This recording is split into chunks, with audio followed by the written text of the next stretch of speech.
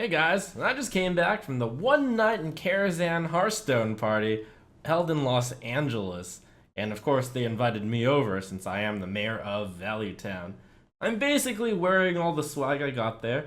Over at Karazhan, I got to do many cool events such as hit on Julian, tried to steal her from Romulo, the star-crossed lovers. Got to play some Karazhan chess against Strifecrow, and of course, got to see all the cards revealed live, and I will be reviewing them. But first of all, that's not the only thing I saw. Amazon is sponsoring me to tell you about a awesome deal that I, the mayor of Valley Town, spy for you. I'm out for value for you, you see. And this deal is Amazon coins. So with Karazhan right around the corner, figured this would be a good time to show you how you can use Amazon coins to save you money when purchasing Karazhan, and indeed for purchasing Hearthstone packs in general.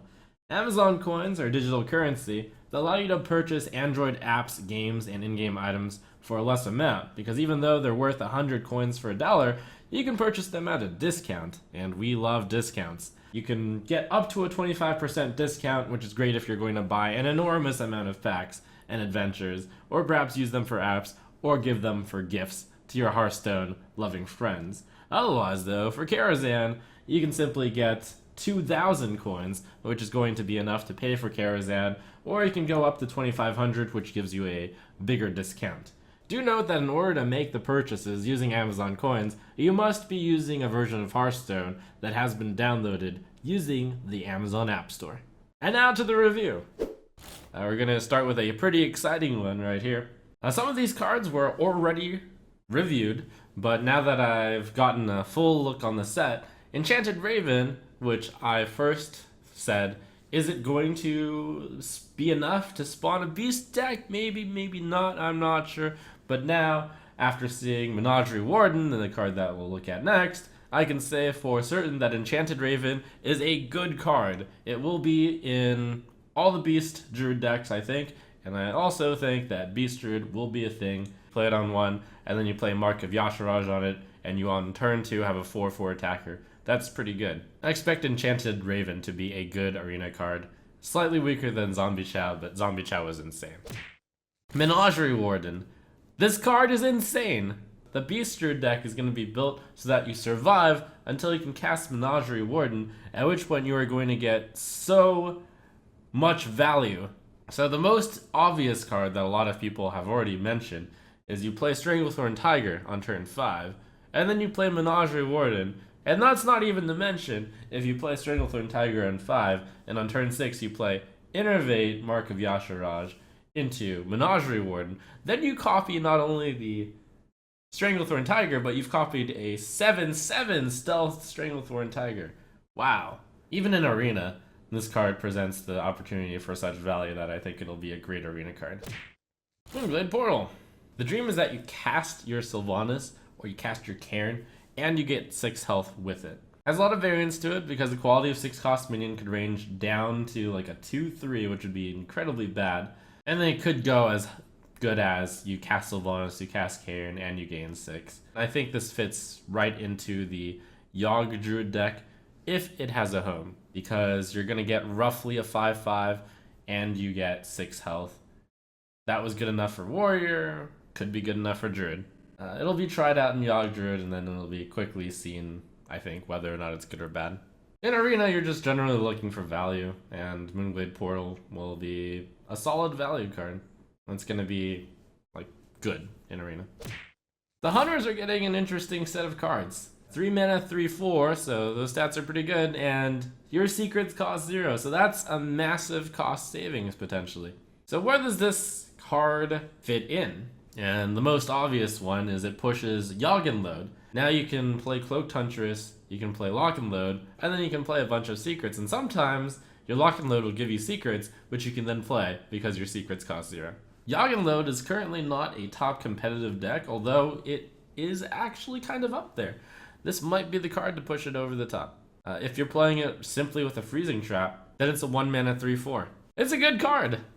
In Arena, just being a 3 mana 3/4 makes a card good.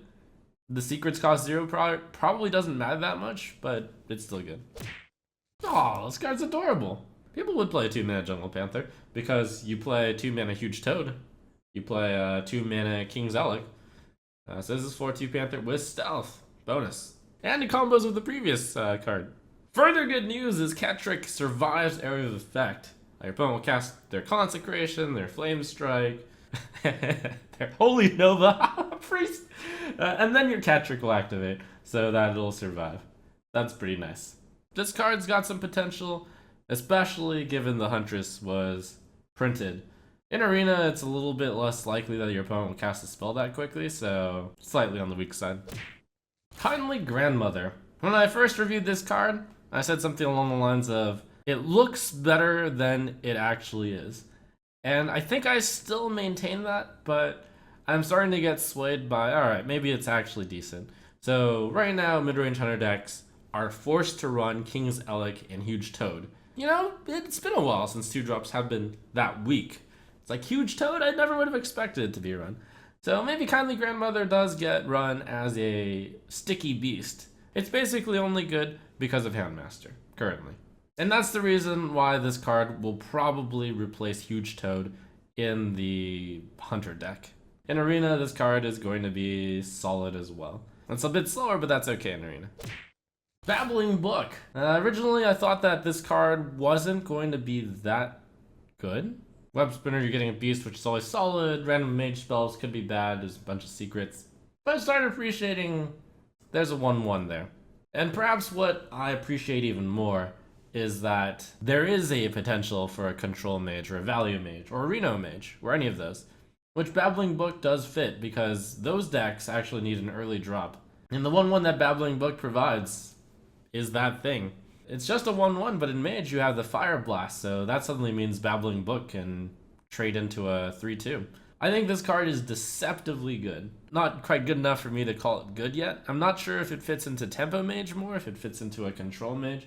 Maybe a Reno Mage pops up, and if it's a Reno Mage, I think Babbling Book actually makes the cut. In Arena, this card's gonna be good. One of the reasons why Babbling Book, why I may have upgraded it a little bit, is because Medivh's Valet is insane. I love this card because it enables different decks. Do you know how much mana deal 3 damage is worth? That's basically worth 2 mana. So that's tremendous value, and this is the type of card that enables like new decks. This one encourages a secret build, encourages like a control build, encourages perhaps Reno. Maybe it's like so good that you would put 2 copies of it into a Reno deck. Strife Crow talked to me about how his grinder mages would love this card. He's like, yes, it's my time, says Strife Crow. This card is great, and it just depends on whether or not a control mage is viable. And in Arena, this card is obviously good since it's 2-mana, 2-3 with a big bonus. And while we're talking about a control mage or Reno mage, basically how good this card is depends on how good control mage and how good Reno mage is. If Reno Mage is out there, you will run Firelands Portal. If Control Mage is out there, I think Firelands Portal is run sometimes. So it's like on the good potential, I'm going to call it good. And in Arena, this card is insane, and lol, this being common. Nightbane Templar certainly pushes a different deck. 4-5 worth of stats. If you're holding a dragon is really easy. I think this card is good enough, combined with Dragon Consort, to push the Dragon Paladin theme. We saw Dragon Consort a while ago in Blackrock Mountain. I said the same thing. It's like, this card is the best dragon for... obviously, Dragon Paladin is going to exist. I feel like this might be the card that pushes it through. Doctor 3 indeed. It's kind of reminiscent to Muster for Battle, which you're getting 3/1/1s, and that was powerful just because there were so many cards to deal with, you couldn't deal with them all. So Nightbane Templar, good card. In Arena, it's going to be tough to draft a dragon, probably bad card. Silvermoon Portal, I compare it a lot with Keeper of Oldemon, because Keeper of Oldemon, if you play it on your Silverhand Recruit, you're getting +2/+2 on the Silverhand Recruit.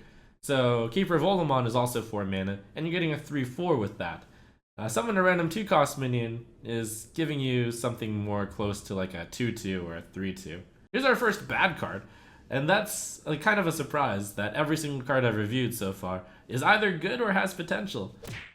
Ivory Knight. It's kind of like a heal bot, it's kind of like a draw, it's kind of like both of those. People have criticized that Paladins have a lot of bad spells. There's all these secrets, there's these 1-mana blessings, all these garbage cards, but it turns out that the chance of drawing 3 1-mana cards is only 5%. Some of the Paladin spells are really good. Like, you get to choose, oh, do I need more healing? Oh, maybe I really need that equality. Control Paladin hasn't really shown itself to be a great deck yet, and I don't think this card is fast enough in Dragon Paladin. Even if this card doesn't see play yet, in the future, if Control Paladin gets more cards, you might see Ivory Knight around.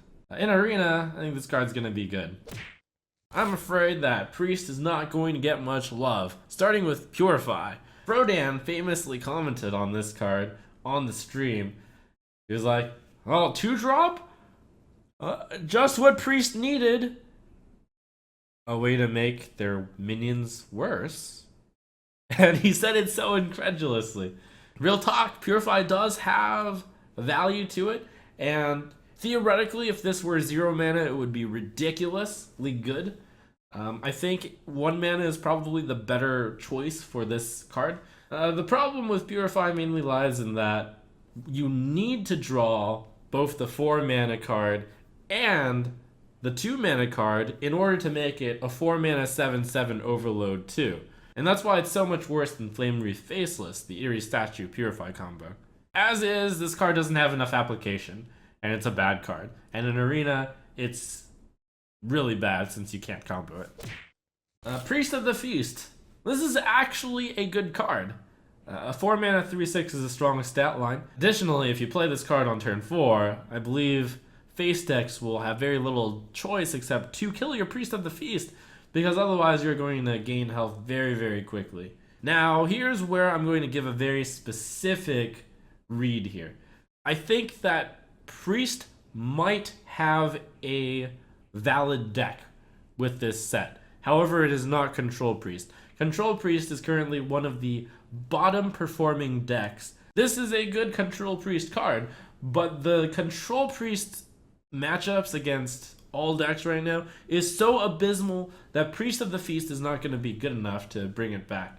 So this card is good, but for the purposes of this expansion, which is to say Karazhan standard play, Priest of the Feast will not see any play. So therefore I rate the card bad, even though it's a good card. In Arena, a 4 mana 3/6 is good. So, great Arena card if you're playing Priest in Arena. Onyx Bishop.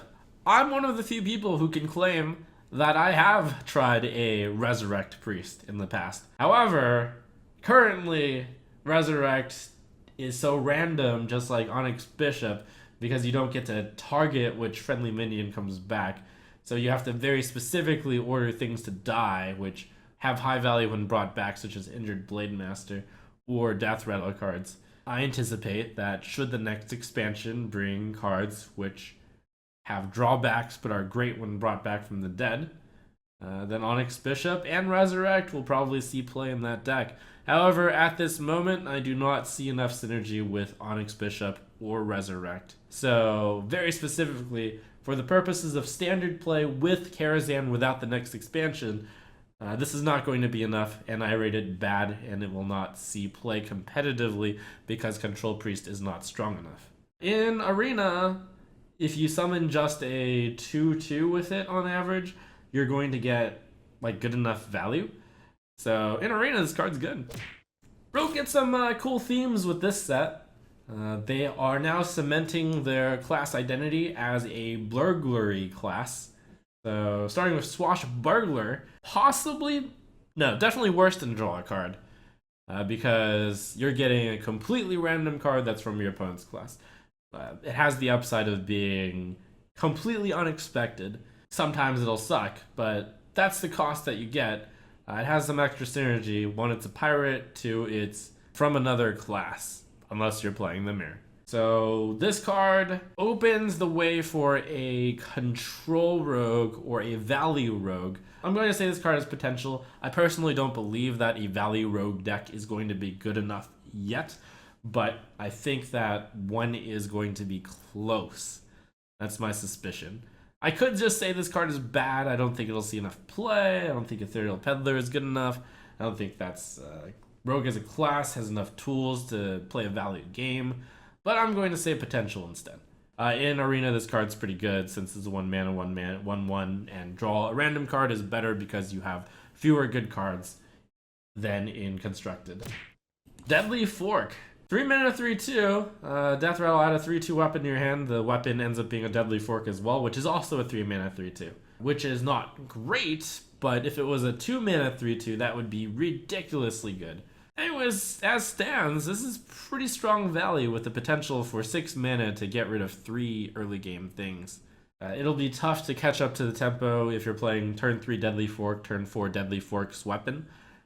Maybe with a Deadly Poison. A bit too slow, currently. And also, Rogue might not have enough comeback cards. Might see some play in Arena Rogue at the moment, if Reno Rogue will be a thing. I know I called the other card as potential, but that's because it has Ethereal Peddler synergy. In Arena, this card's a serious value card, and it's going to be excellent in Arena. Ethereal Peddler.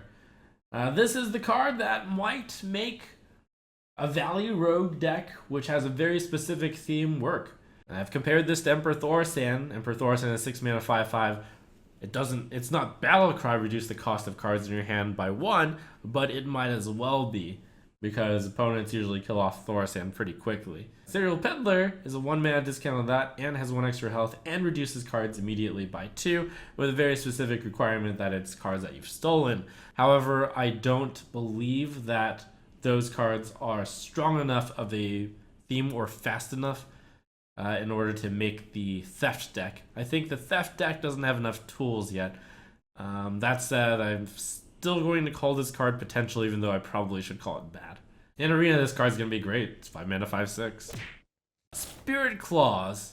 That's a 1-mana 3/3 weapon. Wow. I'm not even being that sarcastic about it. This has a great potential to be a huge breakout card of the set. Granted, there are only a few cards that give spell damage right now, which are good. They are Blood Mage Thalnos and Azure Drake. I can count them on 2 fingers. Of course, you always have the spell damage totem. Basically, this card is really good for a control theme. This could be the card that helps control Shaman become a serious contender. And yeah, if you don't have any other weapons in your deck, you can just play this and then wait for the damage totem to make sure that you do get the 3 attack with it. You do get the value of it eventually. So yeah, this card's great. Though it is more difficult to use and it requires it to be in a deck archetype that isn't very popular right now, but could help to craft that deck archetype. In Arena, this card will be bad. Actually not that bad, because Light's Justice is actually a pretty decent Arena card. Maelstrom Portal is the the Arcane Explosion, and gives you a small 1-cost minion as a bonus. 1-cost minion really being like a random 2/1 usually, or 1/2. It's basically slightly better Arcane Explosion. I feel like with Lightning Storm, this card will not see play. And with Elemental Destruction too. It's just, you can't run that many small damage AoE cards. In Arena, this card is melding 2 kind of useful effects to it, and it'll be decent. Wicked Witchdoctor, kind of similar to Violet Teacher. Gets a random basic totem instead of a apprentice. I do not think that the apprentice is that much worse than a basic totem, if it even is.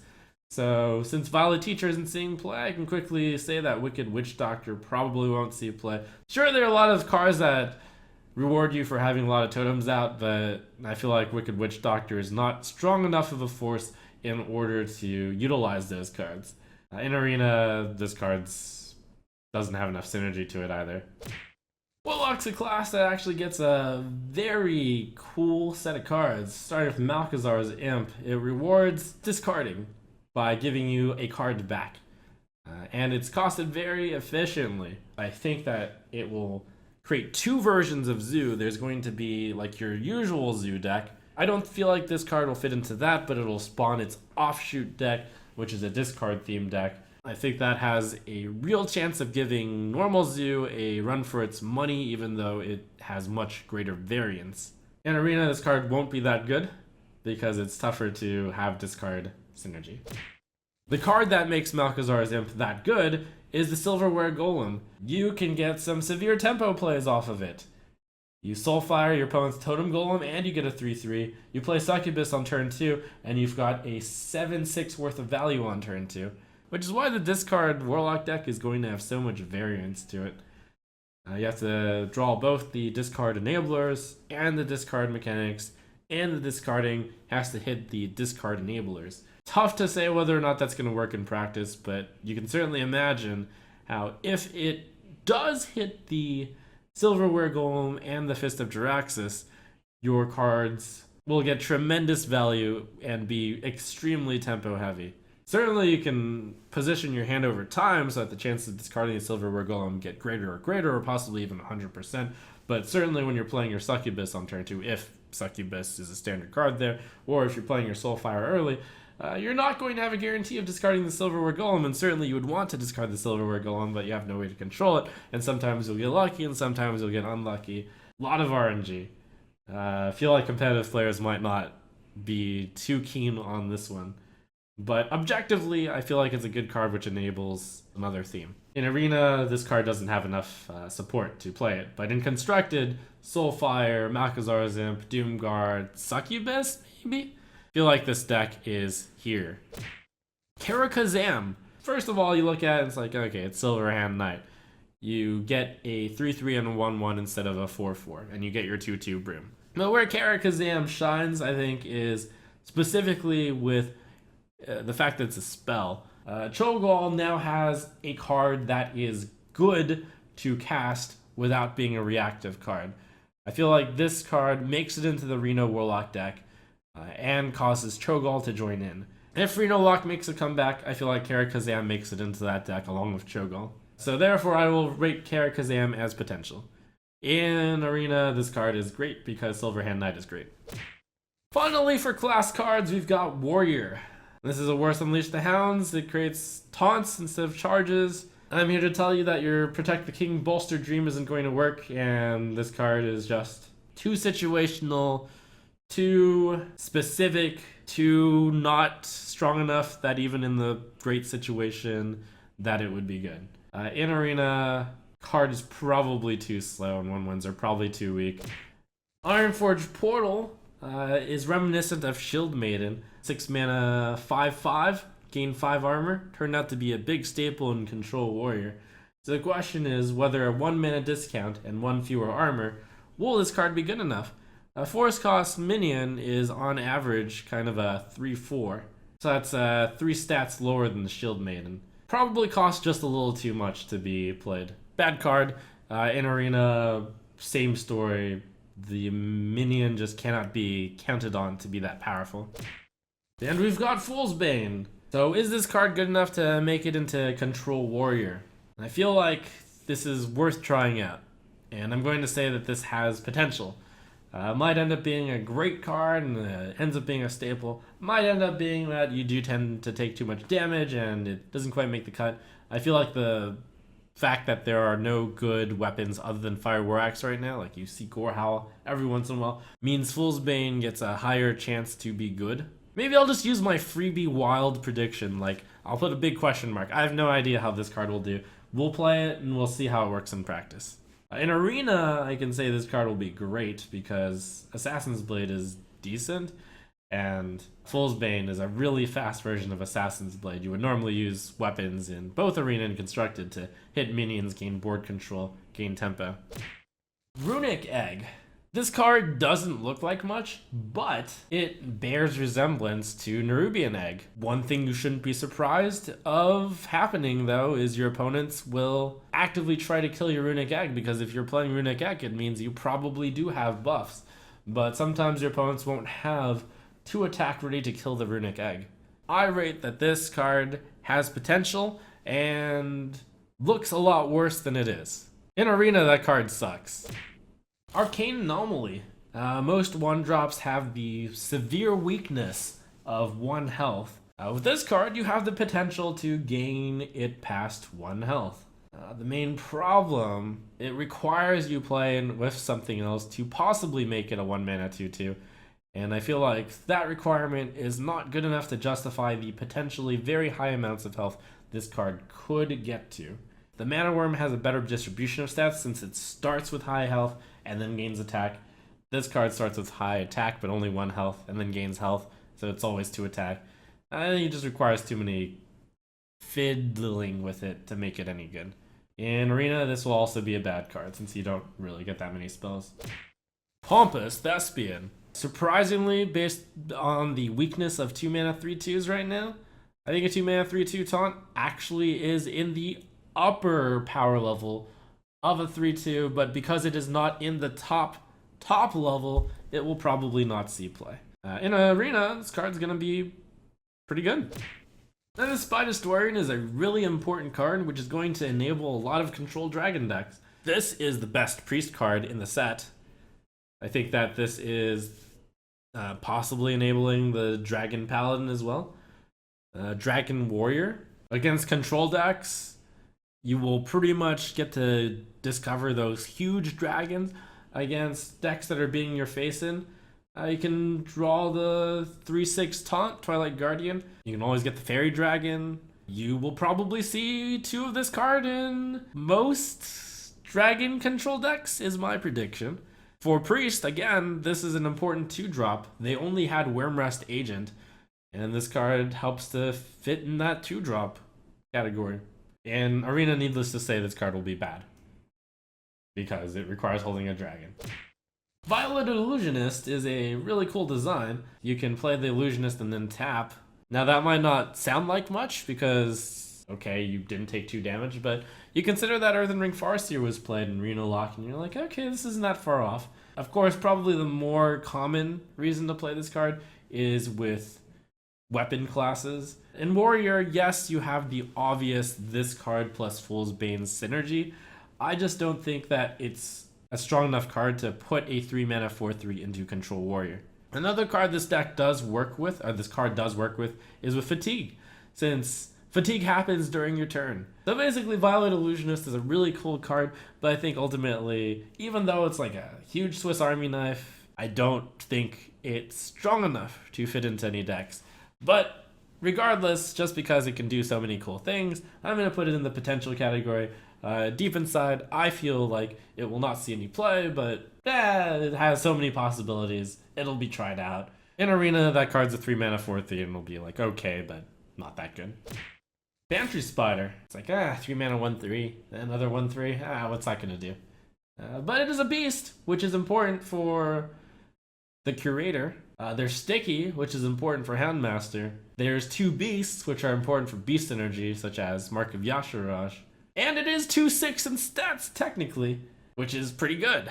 It's certainly more of a control card, it seems like, because it summons 1 attack type stuff. Ultimately, it's more interesting than it seems, but probably isn't strong enough. In Arena, this card's probably going to be like average-ish? Maybe. Moros. Probably the biggest candidate for this deck is something that can buff Moros, which is probably Priest. It is slow. It's dreadfully slow. And all the pros are jaded because they've gotten Ravaging Gold over and over again. But I think this deck, this card has some potential. So basically, there's a lot of answers to Moros out there, but in specific situations, you can certainly negotiate the Moros. Like, it's not that hard to get value out of Moros is the thing. Like, yes, it's breakable, but you don't have to get that much value out of Moros. That's probably the important thing to think about. In Arena, this card's actually going to be insane. I think. Alright, Barnes. This card's one of the best cards in the set, I think. By default, you are getting a 4 mana 3/4 which summons a 1/1, so already you're getting the Yeti stats, but the 1/1 copy will presumably be because you put Barnes into a deck that summons some really good 1/1s, included but not limited to any card of Death Rattle in it. Even if you get your Loot Hoarder, that's pretty good. You can have the potential for some serious combo action where you only put in Malagos and Emperor Thorsan in the deck, and the Barnes is always getting one of those. Needless to say, there's a lot of potential for this card to pull out something really good. In Arena, card's still good enough, even though you're probably not going to be able to abuse the fact that the 1/1 copy will have stuff on it. Arcane Smith. So a shield bearer is 1 mana, slightly stronger than a shield bearer. It's like, where would you even play this card? You want to play this card to protect your minions, but by the time it's 4 mana, playing a 4 mana card to protect a minion with like a 0/5 is usually way outdated. At what point is this card good is the question. Like 0/6, 0/7, 0/10. Like I think at 0/10 the card would be ridiculously good. At 0/5, but the card design is cool. I'd say if I were a developer, I would have tried to push the envelope with this card and made it like a summon a 0/7. I just want to build a wall. What can I say? Maybe a better way of looking at this card is just Arcane Smith is a 4 mana 3/2, which restores 5 health to your hero. You know, if it just said that, that actually isn't as bad. Now, it's not that good. Healbot was universally loved. It was 5 mana 3/3, which gained 8. This is like a 1 mana discount, and you're just healing for 5 instead of 8. You know, I said don't underestimate Arcane Smith, and I think that even as I said that, I underestimated Arcane Smith. That said, though, I still think the card is bad. In Arena, I think the card is also bad. Prince Malchezaar. I made a comment along the lines of how I think this is one of the worst cards in the set, because it's 5 mana 5/6 with a drawback. Adding extra legendary minions to your deck is going to be bad. On average. There are some really bad legendaries out there. But then, and this is one of those moments where I was in the shower, I was just soaking, and I was like thinking, have I forgotten anything about any of these cards? And then I thought of the one deck that Prince Malchezaar could be good in. So let me break this to you guys. You're hearing this here first. Runic. Okay, so I'll let that soak into your head. In Runic, you actually sometimes end up drawing too many cards. And certainly sometimes you'll duplicate like the legends that are in your deck, or maybe Prince Malchezaar gets 2, but it's fine if you happen to have 2 with duplicate. Your Reno just won't glow. Okay, so I've just been informed that Prince Malchezaar apparently does not add legendary minions that are already in your deck. So that's gonna make the card a little less good, and also a little better, because that means Reno will never get a duplicate, and you can get your Tyrion in Reno. Okay, so apparently I've just been informed that you also cannot get legendary minions from other classes. Okay, this card sucks, because you're already running the good legendaries. In Arena, this card will probably be good because you can't actually put all the good legendaries into your deck, and it's 5 mana 5/6, which is pretty good. But now I'm going to take on all of this zoo part of the set. I came to the conclusion that I think that if you're running a Zoobot or a Zoobot Menagerie Magician deck, you need a deck that can control the board early, which means you have to focus on early game Beast Dragons or Murlocs. You can't put the Zoobot or the Menagerie Magician in a control deck, because otherwise your cards aren't really meant to stay out there. They're really big, you can't play multiple of them and then follow up a Zoobot or Menagerie Magician. It's similar to how Enhanso Mechano works. I was one of the first ones to say Enhanso Mechano was bad because you couldn't reliably control the board. I suppose that's a good reason to call Zoobot bad, because you can't reliably control the board. But yeah, Zoobot is less bad than Enhanso Mechano in that respect, because with Zoobot, you get at worst a 3 mana 3/3. So Zoobot, I think, is most likely to fit into an aggro paladin style or a zoo style. Menagerie Magician, kind of a finisher in those types of decks. I mean, I just can't resist the possibility of 3 mana 6/6 or 5 mana 10/10. And I think the key realization I found by actually attempting to build these decks is that the Curator deck is not necessarily the same as the Zoobot or the Menagerie Magician deck, although you probably toss in the Curator into those also. The Curator is a card that you can just put into a control deck, which you probably would not run Zoobot or Menagerie Magician in. This card is just card advantage, just value. Whereas Zoobot and Menagerie Magician require you to have the board control, which control decks generally do not have. Potential for all three, they don't necessarily all fit the same deck, and they're all cool. Kind of almost like how, Jackson can spawn offshoots of decks. Now we might see Beast Dragon, Murloc decks. In Arena, Zubot's 3 mana 3/3, which sometimes hits, so it's okay. Menagerie Magician is 5 mana 4/4, it's bad. And the Creator is, I mean, we'll just see if you have Beast Dragons and Murlocs in your deck.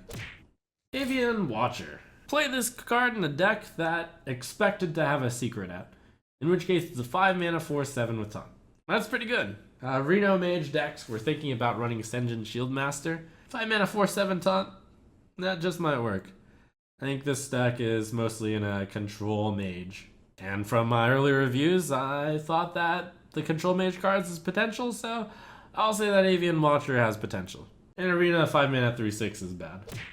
Moonglade I actually think is one of the more interesting cards in this set. Like, this card, without the Death Rattle, would be absolutely ridiculous. It's like an Assassinate, which +1 mana, you get a 3/3 attached. Those of you looking at Purify, here's one of the possible combos with it. You can also Moonglade your own card. You would do that with Sylvanas mainly. The amount of combinations that the Moonglade can do is kind of staggering to me. I think it has the most potential with Evolve, but I played an Evolve Shaman deck for quite some time, and it kind of sucked. The amount of setup required to use the Moonglade, because the Moonglade costs so much mana, is very difficult to think of any combos with as well. Why not just Hex, really? Really interesting card. Could be the cause of some sort of combo, which I'm not seeing right now. Feels like it just is too much mana to play around with cutesy ways. But yeah, there's a lot of cutesy things you can do with it. Involving bounce, involving evolution, involving silence. Time will tell on whether or not this is a really good effect.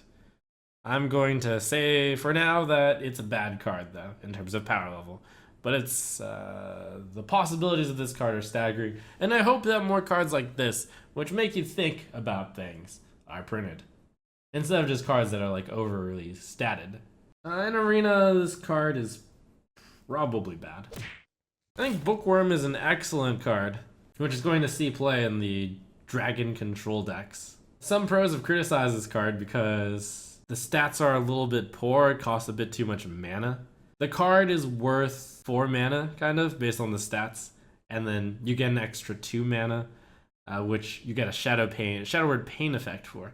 Now the thing is, Shadowward Pain is actually a good card. The other thing is that this goes into a dragon deck, and it itself is a dragon, so it enables your other dragon cards. I feel like those two facts combine to make Bookworm an excellent card. So basically it kills a lot of really popular cards. In those dragon control paladins, it kills off anything you hit with Alder Peacekeeper, and it also kills off anything you hit with Keeper of Oldemon. And it's a dragon, and I expect it to see a lot of play in dragon control decks, so I rate the card good. In Arena, basically, if you somehow draft a lot of dragons, then okay. Otherwise, pretty bad. Medivh the Guardian. This card is the king of Control v Control, in a similar way to how Archthief Reform is the king of Control versus Control. You get the Atiyesh, and that enables you to get 3 spells worth of converted mana costs, which I think this card makes it in the Reno lock.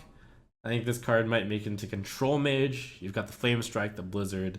Basically, it goes into quite a few decks, and it's kind of a metagame call as to whether or not there's enough control versus control matchups out there. And if there is, Medivh the Guardian is going to swing things for you, because maybe a 7/7 is worth 6, according to Flame Wreath Faceless, and just kind of according to stats in general. So for 2 mana, you get the Atiyesh, and the Atiyesh is going to pretty much provide more value than 2 mana, as long as you have the time to do it. In Arena, if you have enough spells, it'll be really good. If you don't, it's not going to be that good. And finally, we have the new giant on the block, Arcane Giant. Costs 1 less for each spell you've cast this game. So in order to get this to be efficient, you would have cast 6 cards, and then you can do a 6 mana 8/8. You Yogg for 10 consistently in quite a few decks. But maybe, just maybe, that Control Mage out there will get enough spells that you can just get the Arcane Giant for cheap. Given the rate that you can cast spells, which is more than hero powers, this card is arguably better than Frost Giant in terms of getting down to 0 mana. Maybe we have a new deck with Arcane Giant. I see some serious possibilities with this card. You might see a new type of Miracle Rogue. They cast a bunch of spells and then they go Arcane Giant, Conceal. And then the next turn they hit you in the face for 16 with the 2 Arcane Giants. What are you going to do about that? I think Arcane Giant I'm going to put into the good category. And it has the potential to be like the sleeper hit of this set. Wow, this card is ridiculous. Why didn't we see a 0 mana 8 as good?